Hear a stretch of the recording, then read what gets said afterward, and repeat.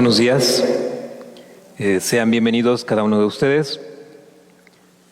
Nos da mucho gusto que puedan estar acompañándonos en este día. Nos da mucho gusto que también se puedan estar conectando a través de la transmisión de Facebook. Aquellos que por diferentes razones no se han podido congregar el día de hoy, pero nos da mucho gusto que puedan estar acompañándonos. Como siempre, nos da gusto tenerlos y poderles compartir acerca de la Escritura. ¿Alguien se acuerda en qué capítulo estamos del Evangelio de Juan que estamos estudiando? Muy bien, en capítulo 17. Estamos casi ya por terminar de estudiar el capítulo 17 del Evangelio de Juan. Quisiera invitarte a que me acompañes, a que hagamos una oración para que pidamos de la ayuda a nuestro Señor. Te agradecemos, Señor, por la vida que nos das, por la oportunidad, Señor, de poder escuchar nuevamente tu palabra. Gracias, Señor. Te rogamos que a cada uno de nosotros nos des entendimiento, nos des claridad, Señor. Necesitamos comprender tu palabra, necesitamos entender cuál es tu voluntad para nuestras vidas. Permite que a través de la Escritura, Señor, nosotros podamos entender tu voluntad. Rogamos, Señor, de tu ayuda, rogamos de tu sabiduría. Te pedimos esto en el nombre de tu Hijo amado, nuestro Señor Jesucristo. Amén. Muy bien, como lo decíamos, estamos ya casi terminando el capítulo 17. El día de hoy solamente estaremos estudiando un solo versículo. Va a ser el versículo 24. Pero es muy importante que no estemos olvidando las enseñanzas pasadas, todo lo que hemos venido aprendiendo, porque todo está relacionado, todo está hilado. Lo que vamos a estudiar el día de hoy depende de lo anterior. Recordemos que estamos leyendo la oración intercesora del sumo sacerdote, que es Cristo Jesús, nuestro sumo sacerdote. Esa oración intercesora que está haciendo directamente al Padre. Y varias cosas son las que Jesús le está pidiendo al Padre por sus discípulos. Leamos el versículo 24 que estaremos estudiando el día de hoy. Y dice de la siguiente manera: Padre, aquellos que me has dado, quiero que donde yo estoy, también ellos estén conmigo, para que vean mi gloria que me has dado, porque me has amado desde antes de la fundación del mundo. Vemos varios aspectos muy importantes en lo que está diciendo este pasaje. Si nosotros pudiéramos dividirlo, lo podríamos dividir en 4 partes. Una de ellas es cuando comienza diciendo el Señor Jesús: Padre, aquellos que me has dado. ¿Y quiénes son aquellos que el Padre le ha dado a Jesús? Este pasaje está resaltando lo valioso y preciado que son para Jesús cada uno de sus discípulos. Y hay una razón de por qué son valiosos. Hay una razón de por qué tu hermano y tu hermana eres valioso y valiosa para Jesús. Y es porque el Padre se los ha confiado. Porque fue el Padre quien se los dio. El verso 12 de este mismo capítulo está dando testimonio de que mientras Jesús estuvo con ellos en el mundo, Él los cuidó, Él los guardó en el nombre del Padre, y ninguno de ellos se perdió. De tal manera que cada uno de nosotros que hemos creído, podemos descansar en Jesús. Podemos tener la certeza, podemos tener la seguridad de que Él va a cuidar de cada uno de nosotros. Dice que ninguno se perdió excepto Judas, pues ya había sido profetizado en Zacarías, en el capítulo 11, que el Mesías sería traicionado y vendido por 30 piezas de plata. Cuando Jesús iba a ser apresado por los soldados romanos y por los guardas del templo, pidió que si era a Él a quien estaban buscando, que entonces dejaran ir a sus discípulos.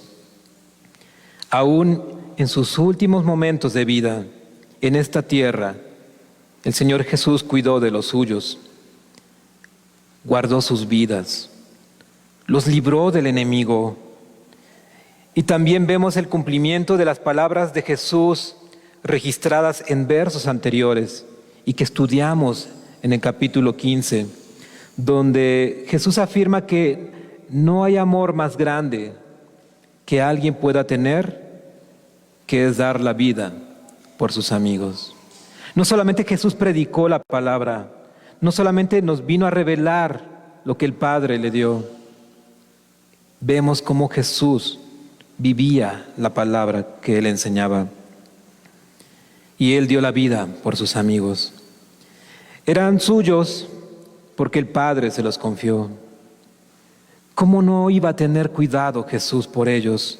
¿Cómo no tendría Jesús cuidado por nosotros? ¿Cómo no vería por ellos? ¿Cómo podría ser descuidado con sus almas? Y no había nada especial, no había nada único o asombroso que sus discípulos hubiesen hecho para ser merecedores del amor y cuidados de Jesús. Al contrario, vemos que tenían incredulidad, tenían un carácter impetuoso, pero algunos también tenían un carácter arrebatado, pero ni su pasado, ni su presente, ni su futuro fueron causa de que Jesús no tuviera cuidado de ellos, por cuanto el Padre se los confió. Jesús tendría cuidado de cada uno de ellos. Jesús vería por su integridad y por su salvación. Al igual que los discípulos de Jesús, no hay nada ordinario o especial en cada uno de nosotros. No hay nada que nosotros podamos hacer para ser objetos del amor y cuidado de Jesús.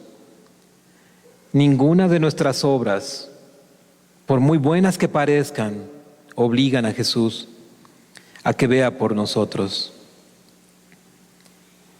Provenimos de una simiente pecadora. Nuestro primer representante en la tierra pecó, Adán, y todos somos descendientes de él. Somos una raza caída.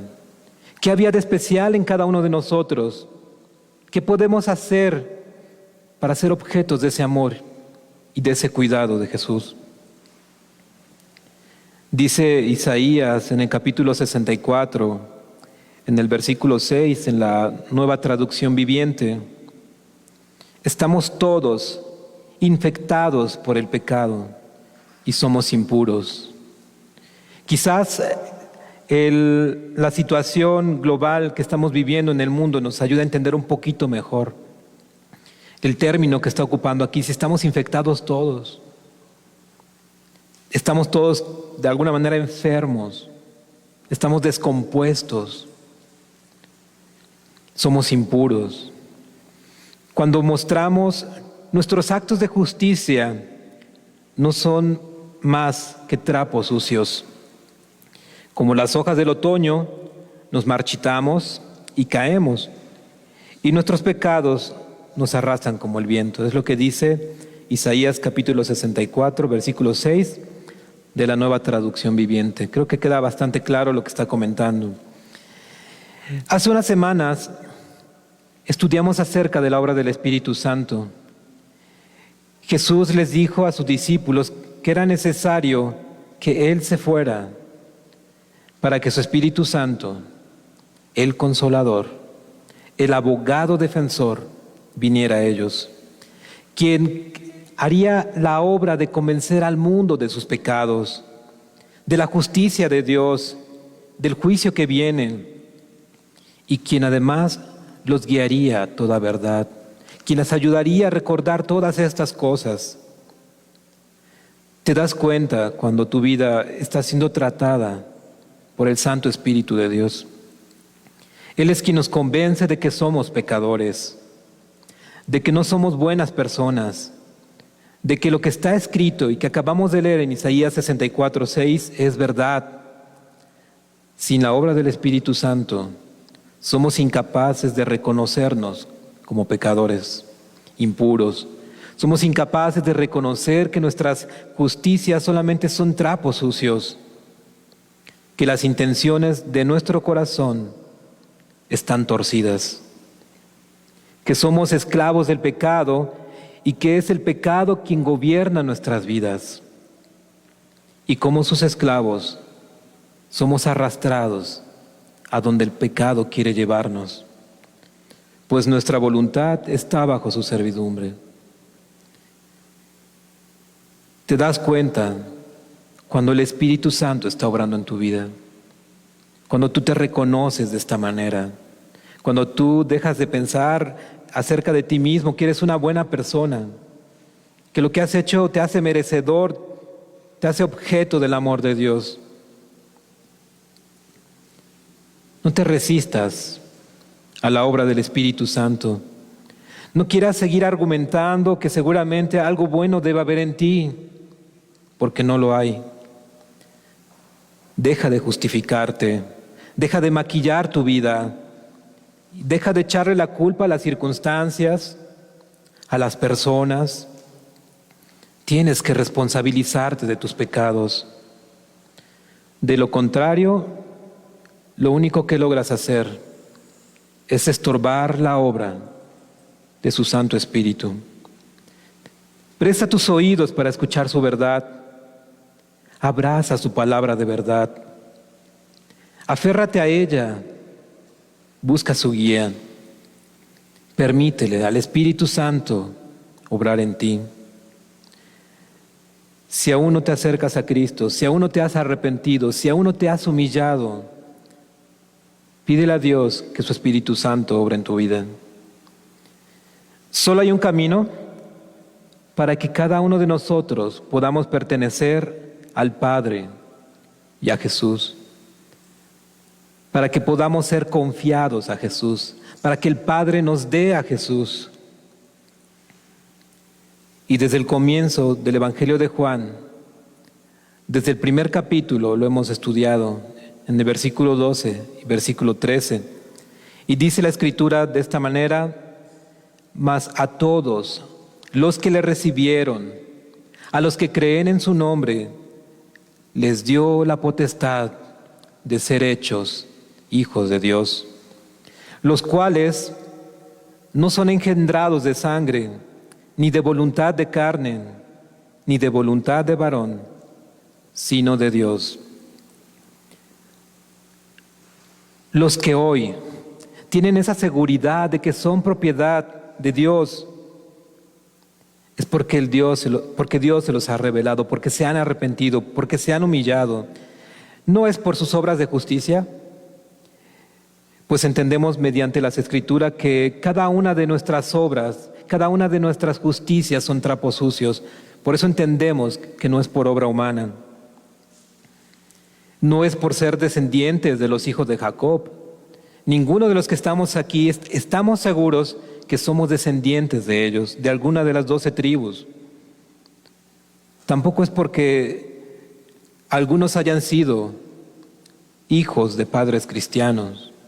No es la razón de por qué algunos pueden ser el día de hoy hijos de Dios, porque tu papá o tu mamá o los dos sean cristianos, o porque un día asististe a una iglesia y te dijeron hermano o hermana, entonces ya eres hijo de Dios. Pero eso no nos enseña la Escritura. Dice que no es por voluntad de sangre ni por voluntad de carne, solamente por la buena voluntad de Dios. Solamente porque Él ha tenido mucha misericordia para cada uno de nosotros, porque su amor es grande.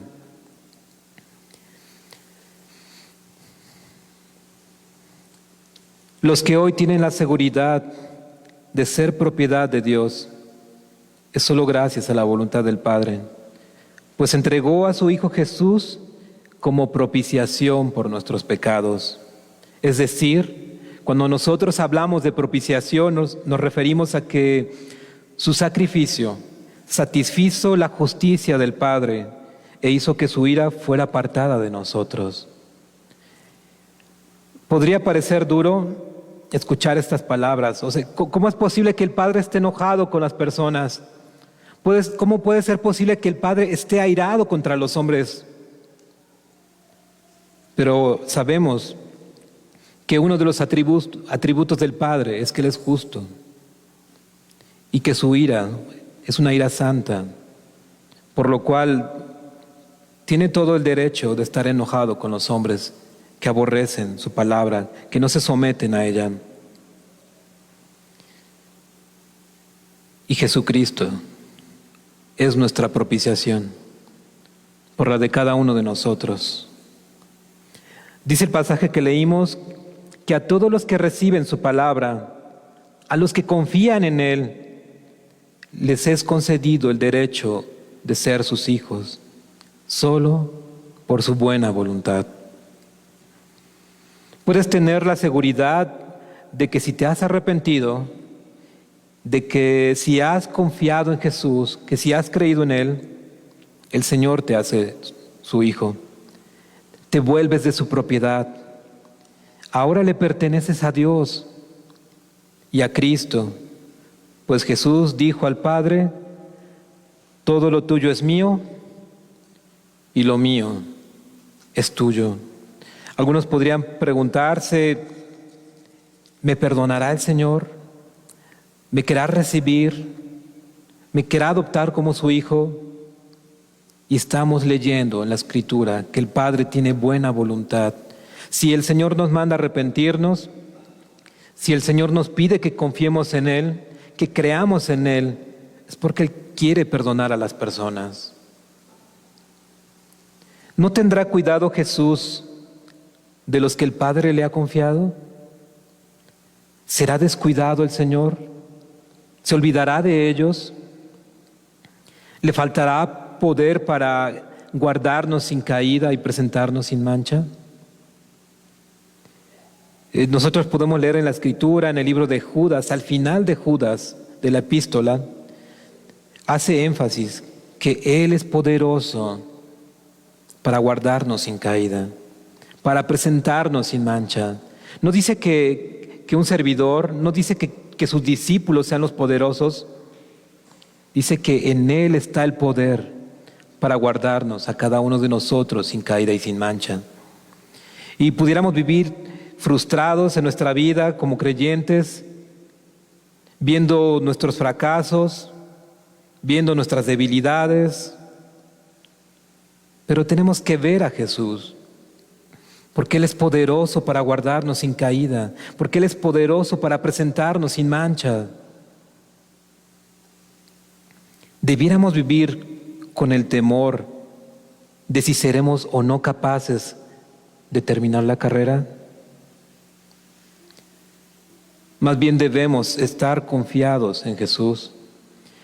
Y Él ha dispuesto de todos los recursos necesarios para que podamos permanecer en Él. Y Él cuidará de los que son suyos. La siguiente parte de este versículo dice: quiero que donde yo estoy, también ellos estén conmigo. Si el día de hoy alguno de nosotros o todos nosotros tuviésemos la oportunidad de pedir un deseo, ¿qué es lo que pedirías? ¿Qué te gustaría que sucediera? ¿Qué es lo que te gustaría que ocurriese si el día de hoy tuvieses la oportunidad de pedir un deseo? No hace mucho, en este año, en el 9 de abril, murió el príncipe Felipe, duque de Edimburgo, murió a los 99 años. Falleció en paz en el castillo de Windsor, de la manera en la que él le hubiese gustado que fuera, en su propia cama y no en un hospital. Y antes de morir, dijo que uno de sus últimos deseos era tener un sepelio militar. Además de que él deseaba poder morir en su casa, y tal como él quiso, así sucedió. Murió en su casa y tuvo un sepelio militar. Y como muchos ejemplos podemos encontrar de las personas que expresan un deseo antes de morir. Quizás alguno de ustedes, algún familiar se los ha expresado. A mí me gustaría que antes de morir sucediera esto. O quizás alguno de ustedes se ha atrevido a expresarlo con otros en su casa o con un amigo. Me gustaría que pasara esto antes de morir o el día que muera yo. Hay muchos ejemplos que nosotros podemos encontrar. Un joven, por ejemplo, le daba a beber una última cerveza a su abuelo porque era la voluntad de su abuelo, beberse la última cerveza. Una mujer adulta bailaba la última pieza con su esposo antes de morir, después de haber luchado 15 años en contra del cáncer. Otro ejemplo es de un padre soltero, tenía cáncer terminal y cumplió su deseo de encontrar una familia acogida para su hijo pequeño que tenía 4 años y pudo descansar tranquilamente, despreocupado de qué es lo que le podría pasar a su pequeño. El deseo de un hombre enfermo de cáncer fue tomar la mano de su padre por última vez. El deseo de una anciana abuela fue querer ir al océano por última vez. Una mujer con Parkinson cumplió su deseo de montar a caballo por última vez a sus 87 años. Un veterano de las fuerzas aéreas con una enfermedad terminal hizo realidad su deseo de practicar paracaidismo. ¿Cuántos ejemplos no podríamos sumar a esta lista de lo que las personas desean antes de morir? Faltaba muy poco tiempo antes de que Jesús fuera traicionado y fuera apresado para después ser crucificado, para tomar el lugar que a cada uno de nosotros nos corresponde. Y en este pasaje nosotros estamos leyendo las últimas palabras de su oración intercesora al Padre y está expresando su última voluntad para sus discípulos. Después de haber pedido protección, después de haber pedido santificación, después de haber orado por unidad para sus discípulos, dijo quiero. Y quiero es una expresión de un profundo afecto, de un entrañable deseo. Es una petición que hace Jesús no como de alguien que está dando una orden, sino más bien como de alguien que está expresando su última voluntad, como alguien que en su lecho de muerte quiere que su deseo sea cumplido y que tiene la seguridad además de que será efectivo, de que se cumplirá. Este deseo es un deseo compartido con el Padre y el Hijo, porque ellos son uno. Saber que lo del Padre es del Hijo y que lo del Hijo es del Padre, saber que ellos son uno, sabemos que ellos deseaban lo mismo para cada uno de sus discípulos y les brindaba seguridad y confianza de que lo que ha pedido Jesús en oración, la protección, la santificación, la unidad y que estén en el lugar donde Él estará, así será. No hay duda de que se cumplirá su deseo en aquellos que son sus discípulos. Tal deseo de Jesús y del Padre debe conducirnos a cada uno de nosotros a una permanente confianza en Él. A veces pareciera que en nuestra vida hay altibajos, a veces creemos más, a veces sentimos que la fe se nos está acabando. Pero debemos nosotros tener una confianza permanente en Dios. Cuando Jesús dijo, quiero que donde yo estoy, debe entenderse que no se estaba refiriendo al tiempo presente. Jesús aún estaba con sus discípulos. Tampoco se refería a ese futuro inmediato, pues sería traicionado, apresado y crucificado. Más bien, se está refiriendo a aquel lugar que es su morada eterna. Es allí donde dice Jesús: allá quiero que estén mis discípulos. Es la morada del Padre. Es la ciudad de Dios, también llamada como la Jerusalén celestial. Es un lugar de bendición inimaginable, la ciudad santa, donde todos se reunirán para adorarle, donde no va a haber más hambre, no va a haber más sed, no más lágrimas de dolor, no más llanto de tristeza, pues toda lágrima será enjugada por Cristo. Una ciudad preciosa en extremo, imposible de poderla describir con palabras. Es en ese lugar donde Jesús desea que los suyos estén con Él. Dice MacArthur en su comentario acerca de este versículo que el cielo no será tan glorioso para los creyentes por sus puertas perladas o sus calles doradas. Eso no es lo que hace hermoso al cielo. No son sus calles, no son sus muros, sino por la presencia del Cordero. La alegría suprema de ellos será morar por largos días en la casa del Señor, como lo expresa el rey David en el Salmo 23, versículo 6. La alegría suprema es experimentar la comunión perfecta, esa comunión íntima y santa con Él y con todos los santos para siempre. Varias veces lo hemos comentado en otras enseñanzas, otros hermanos.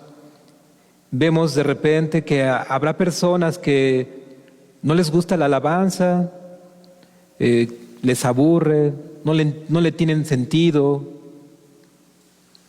¿Cómo una persona con ese corazón podría anhelar estar en el cielo? ¿Cómo podría sentirse feliz esa persona si en la tierra no se siente feliz? Si no le gusta alabar al Señor, estando en el cielo tampoco le va a gustar. No es el temor al infierno lo que motiva al creyente a seguir a Jesús.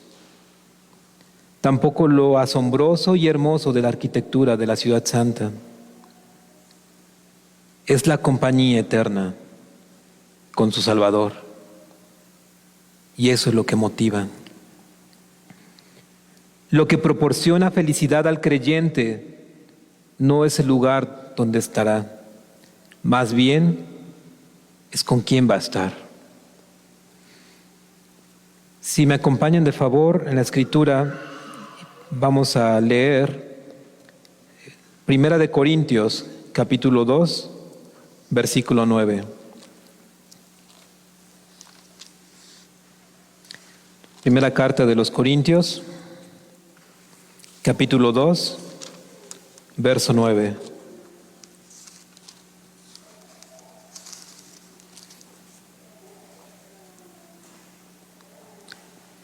Dice así la escritura: antes bien, como está escrito, cosas que ojo no vio, ni oído oyó, ni han subido en corazón de hombre, son las que Dios ha preparado para los que le aman. Cosas asombrosas, cosas difíciles de poder describir con nuestras propias palabras. Y el Señor ha preparado para los suyos. Jesús está expresando su deseo de tener comunión eterna, una comunión para siempre con los que son suyos. Parafraseando un poco las palabras de Jesús, el texto 24, el versículo 24 diría: Padre, mi última voluntad es que los que me has confiado estén conmigo donde yo estoy. La siguiente parte de este pasaje dice, que vean mi gloria que me has dado. Algo que se destaca de la voluntad de Jesús es su deseo de que sus discípulos, estando en su morada eterna, puedan contemplar la gloria que el Padre le ha dado al Hijo. Y no solamente como espectadores, sino también participando, compartiendo y disfrutando la gloria que el Padre le ha dado. Mientras estuvo en la tierra, su gloria era limitada por el cuerpo y el espacio en el que él habitaba. Pero en el cielo podrá ser contemplada en su máximo esplendor.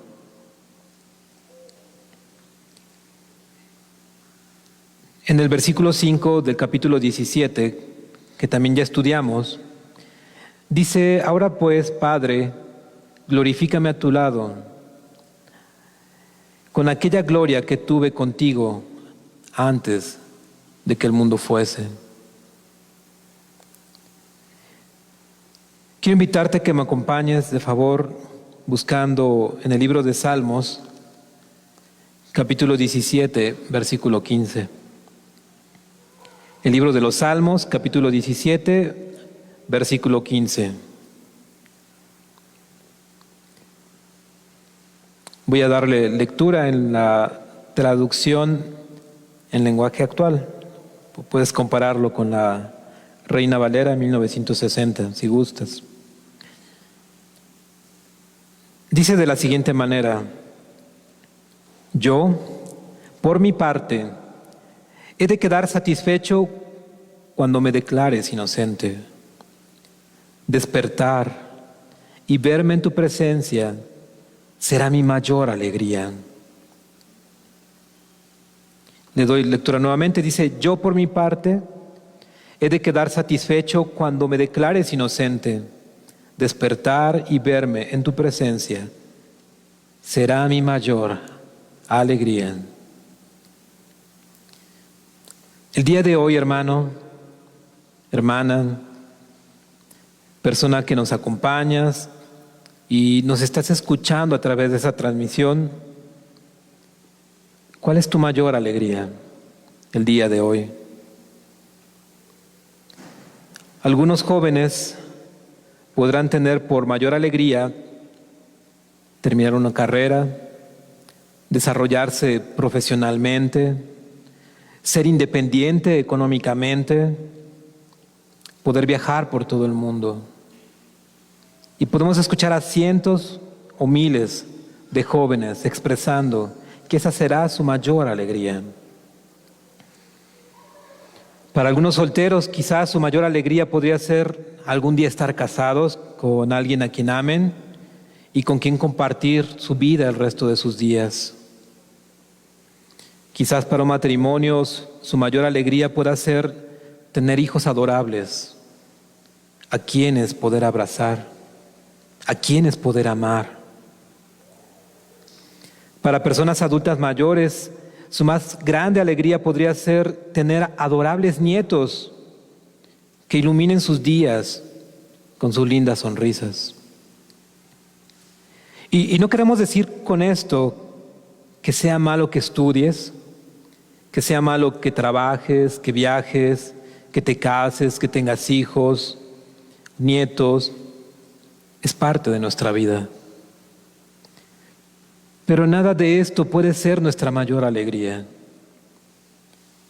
No podemos tener como máxima satisfacción las cosas de esta tierra.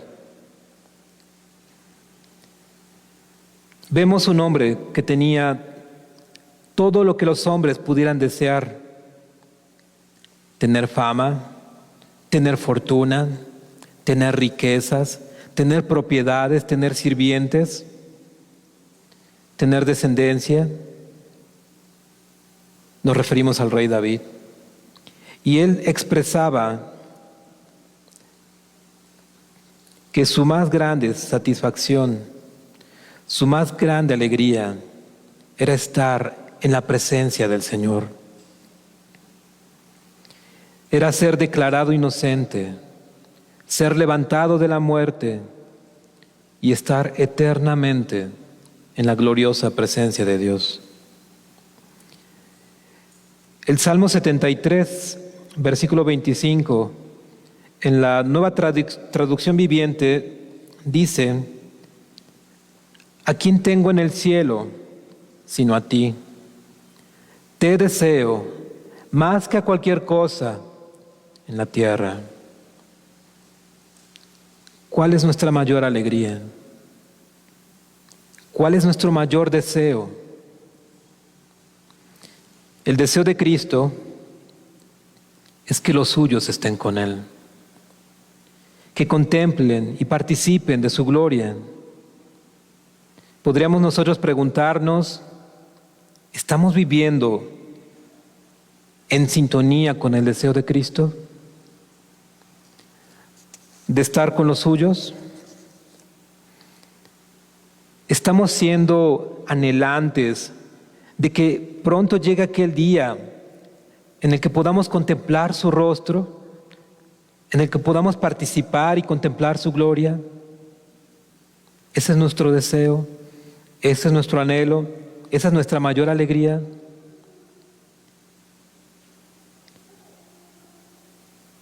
Cristo desea que quienes son sus discípulos estén donde Él está. Lo natural es que sus discípulos anhelen estar con su Señor donde Él está. ¿Vives con el deseo ardiente de reunirte pronto con tu Señor? ¿Nuestra vida está manifestando ese deseo? Nuestras acciones dicen mucho acerca de lo que anhelamos. Aquello en lo que invertimos mucho nuestro tiempo y esfuerzos evidencian qué es lo que hay en nuestro corazón, evidencian qué es lo que más deseamos, evidencian qué es lo que más deseamos. No debemos olvidar que quienes son de Cristo, que quienes son sus discípulos, ya no somos más ciudadanos de esta tierra. Este mundo no es nuestro hogar. Nuestra ciudadanía está en los cielos. Este mundo es un hogar temporal solamente, pero no es nuestra morada eterna. Ya no pertenecemos aquí.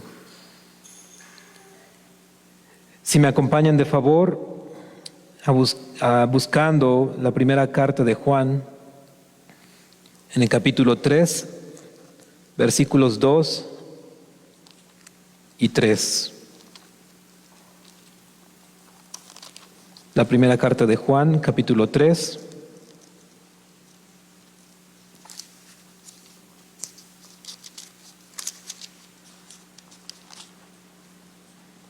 Versos 2 y 3. Amados, ahora somos hijos de Dios y aún no se ha manifestado lo que hemos de ser. Pero sabemos que cuando Él se manifieste, seremos semejantes a Él, porque le veremos tal como Él es. Y todo aquel que tiene esta esperanza en Él, se purifica a sí mismo, así como Él es puro. Otro de los comentarios de este versículo de MacArthur habla de un peligro en la iglesia. Este peligro creciente de la iglesia, dice, no es que tenga una mentalidad tan celestial que deja de ser terrenal, sino que el creyente, el discípulo, tenga una mentalidad tan terrenal que deja de ser celestial. Deja de preocuparse por lo eterno.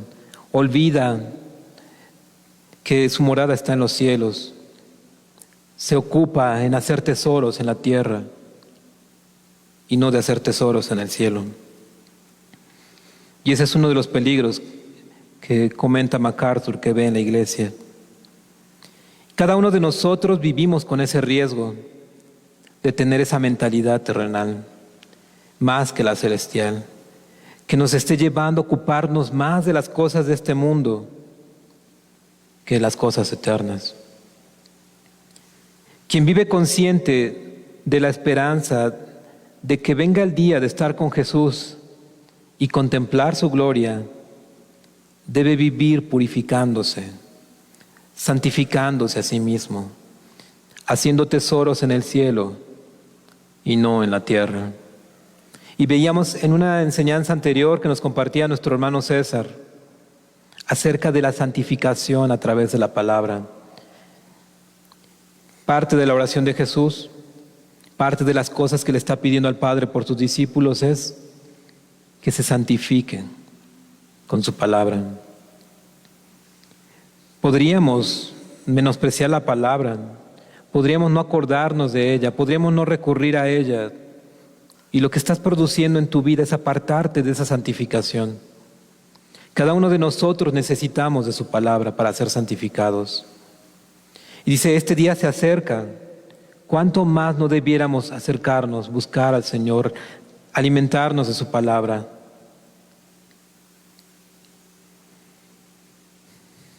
Pronto se manifestará aquel día en el que podamos estar con el Señor. Un pasaje más lo encontramos nosotros en el libro de Filipenses, en el capítulo 3, si me acompañan de favor. Filipenses, capítulo 3, versículo 20 y 21.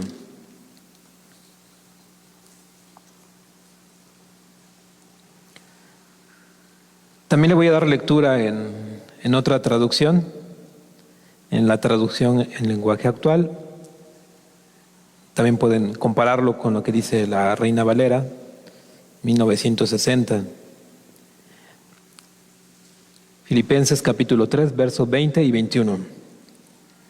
Nosotros, en cambio, somos ciudadanos del cielo y esperamos que de allí vuelva nuestro Salvador, el Señor Jesucristo. Nuestros débiles cuerpos serán destruidos, pero Él nos transformará en cuerpos gloriosos como el suyo. Esto lo hará con el mismo poder con que controla todo el universo. Tan asombroso lo que está diciendo esta parte en la Escritura. Ese cuerpo frágil, ese cuerpo débil, ese cuerpo que se cansa, ese cuerpo que tiene hambre, ese cuerpo que tiene problemas para mantenerse confiando en Dios, que está batallando con las tentaciones, que está batallando con sus concupiscencias, va a ser destruido. Pero va a ser transformado para que podamos ver la gloria de Jesús. Pablo está escribiendo a los filipenses lo maravilloso que será el día que los suyos se reúnan con su Salvador. Nuestros cuerpos frágiles, débiles, cuerpos de humillación, serán transformados para ser gloriosos como el suyo. Cuerpos que puedan contemplar su gloria. Porque no podremos hacerlo con este cuerpo. Es necesario que sea transformado para poder ver su gloria.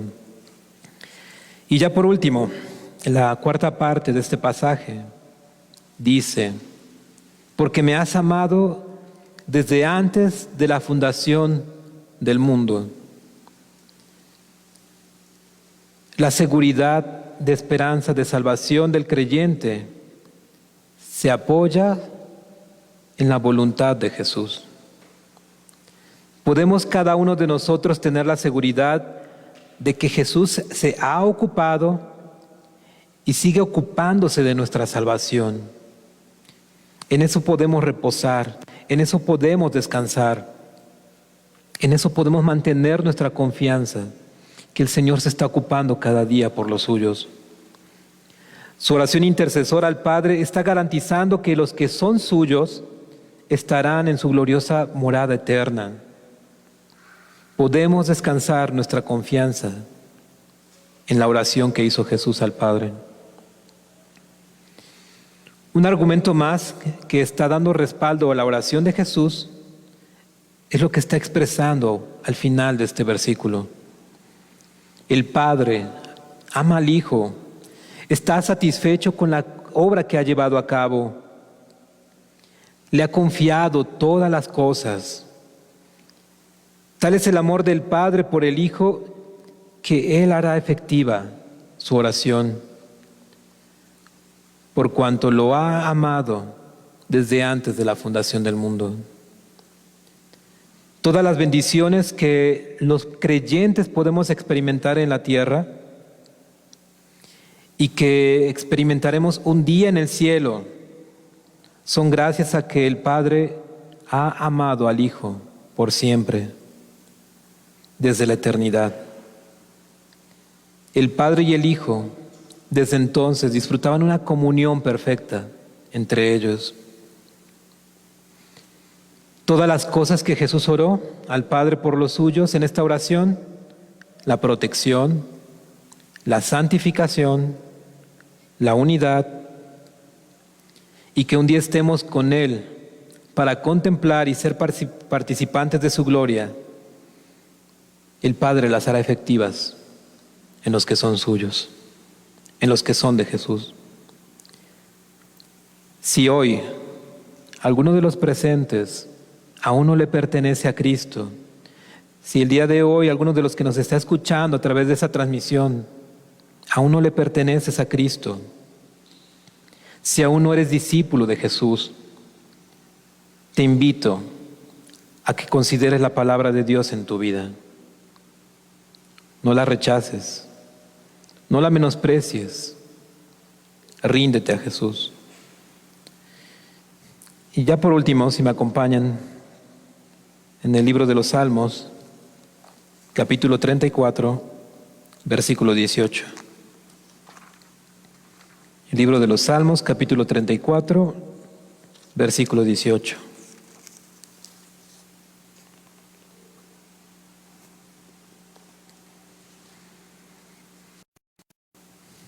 Dice de la siguiente manera: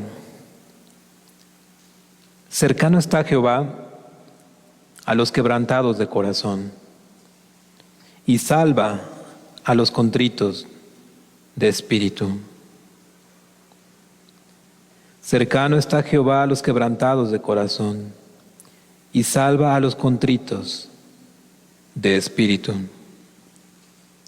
Vemos el deseo, la buena voluntad de Dios, su brazo extendido de misericordia, pidiéndole, invitándole, mandándole al incrédulo, mandando al que está todavía perdido, a que se humille, a que se lamente por su estado espiritual, a que entienda que apartado de Dios nada puede hacer. Hoy puede ser de los que son suyos. Hoy puedes participar de las bendiciones de esta oración sacerdotal que hizo Jesús al Padre. Hoy puedes tener la esperanza de algún día estar con Él, de disfrutar de su presencia. Es lo que quería compartir en este día contigo y te invito a que demos gracias al Señor por su palabra.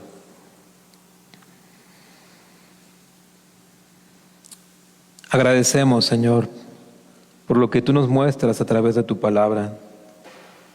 Cosas asombrosas, maravillosas son las que tú nos estás mostrando, Señor. Ayúdanos a retener tu verdad.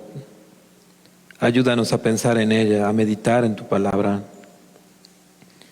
Ayúdanos a que quede bien guardada en nuestro corazón.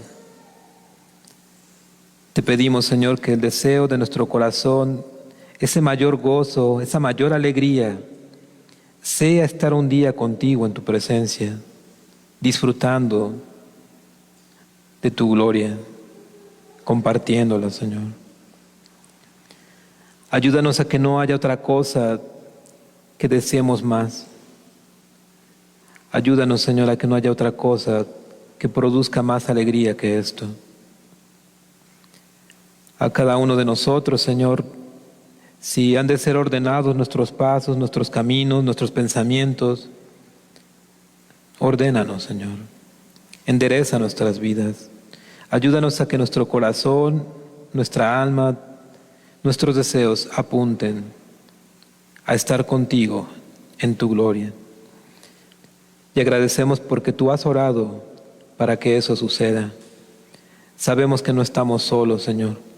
Sabemos que tú te estás ocupando de la salvación de los que son tuyos.